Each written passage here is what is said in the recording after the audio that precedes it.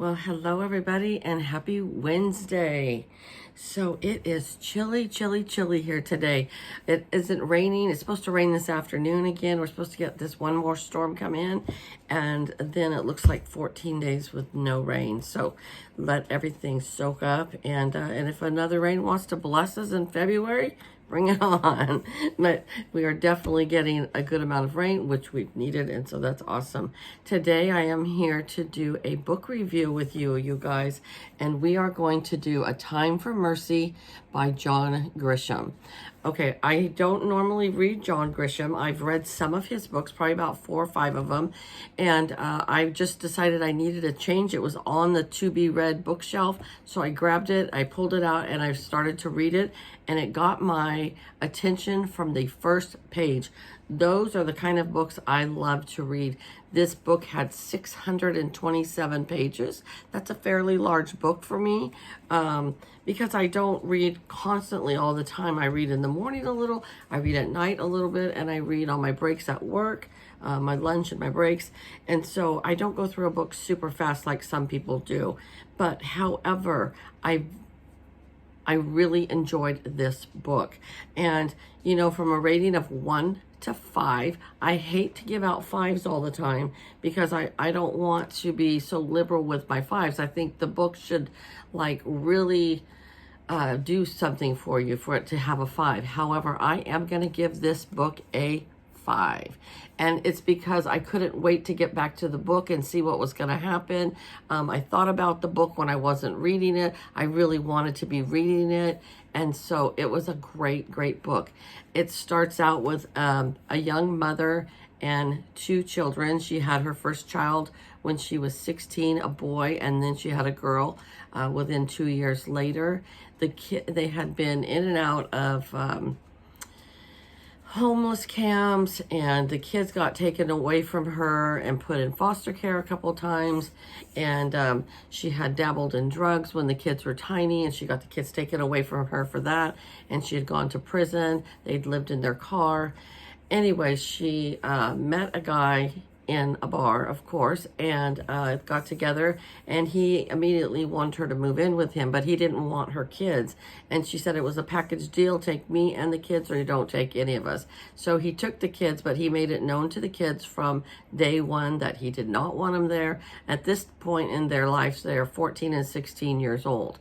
And he told the kids he didn't want them there. She always pushed for him to take the boy fishing or hunting or something, so that they could bond and get close together. Every time they did, it ended up in more of a disaster where he would be drunk and he would yell at the kid, and eventually he started what he called smacking around, the kid, and then he was being very abusive to the mother.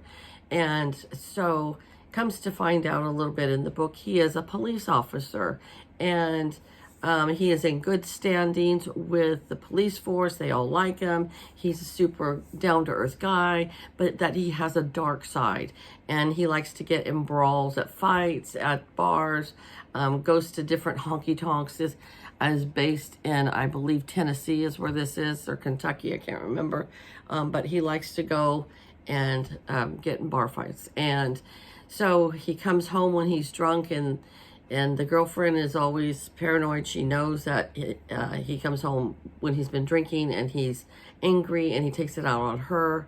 And so this one night he didn't come home till 2 in the morning, and the kids were in their bedrooms. They were locked in there together, scared because they knew how he is. And he came home and he really beat the heck out of the girlfriend.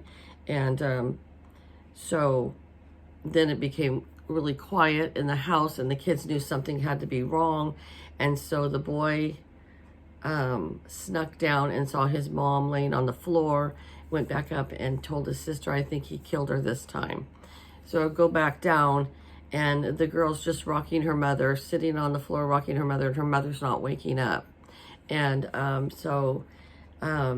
they said to call 911, and they called, and it took the police too long to get there, because he's such a good guy, and they had problems in the past, and she had always dropped the charges. and the boy had said, he killed my mother. She's on the floor. He killed my mother. And so he was just waiting by the window to see lights or sirens or something, and didn't for the longest time. And then he could hear the boyfriend start to stir, and he was afraid that he was going to take after them. And so he shot him. He shot him in the head, and he was dead. And so then he called back again, I think, to the cops, to the police force, and told them, I killed him because he killed my mother. And so, of course, the police came fast. Well, there you go. There's the story that's going to be in the courtroom, where they're going to try him as an adult. And they put him in an adult jail, and they put him in solitary confinement. And then the boyfriend that was killed, his family threw a big, huge fit, and they were, wanting the death penalty for this boy.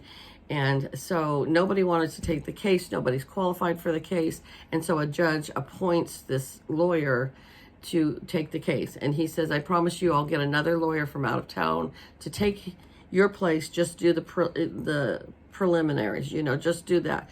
So he agreed to do it. And of course, nobody steps up to take over the case. And so this lawyer has to take this case all the way through.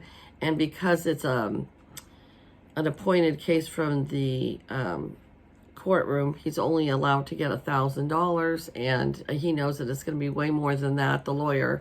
And this is back in 1990, I believe, is when this is taking place. And he knows it's going to be a lot more than that to try this case.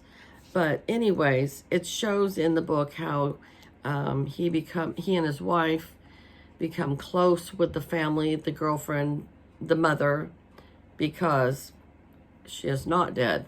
And so that made it even a worse case for the boy. If the mother would have been dead, but no, he had just beat the pulp out of her, but she did not pass away. But the lawyer and his wife become good friends with the three, the boy and his sister and the mother. And it takes you through the whole court trial. The whole town, most of them, a lot of them, are against the lawyer. They don't like the lawyer anymore because he's representing this boy. But he really had no choice. The judge appointed it to him. And it was a really good story. I usually don't like the courthouse and the courtroom, but I really enjoyed this book. I don't want to tell you everything that happened because there's a lot that happens. You got 627 pages. You've got a lot that's going to happen in this book. But it was a really good book. It kept me on my toes the whole time. And when you just thought one thing was over, something else happened. And I really enjoyed it. I give it a 5. I don't like gruesome, gory, shoot 'em stories normally. This one, it touches on it. It's not gruesome like some stories can be. So I really did enjoy it, and I give it a 5. And if any of you have read it, because it's been out for a while, so if any of you have read it, let me know, and let me know what you thought about it. So yeah, it makes me definitely want to read another John Grisham book. And let's see, he began writing A Time to Kill, which I did read that book too, in 1984, and published it in 1989. And then, so he's been writing since 1984. I don't know when this one was published. Let's see if I can find it. But anyways, let me know if you have read it and what you thought about it. July 2021, this book was published, July 2021. So it's not that old, but it is to where you can buy it on paperback and not hardback. So, all right, you guys. Well, I hope that you enjoyed this book review. And like I said, if you want a good book to read, this is a good book. I've already started on another book that I will be doing a book review. It's called Who Asked You by Terry McMillan. Love her, love her, love her. Great author from Oakland, California. And if I could meet her in person at a book signing or something like that, I definitely would go to Oakland or San Francisco to meet her, because she is an awesome writer. So that will be my next book review. And I've read quite a few of her books. So, all right. Have a great day. Take care. And I'll see you back here real soon. Bye-bye.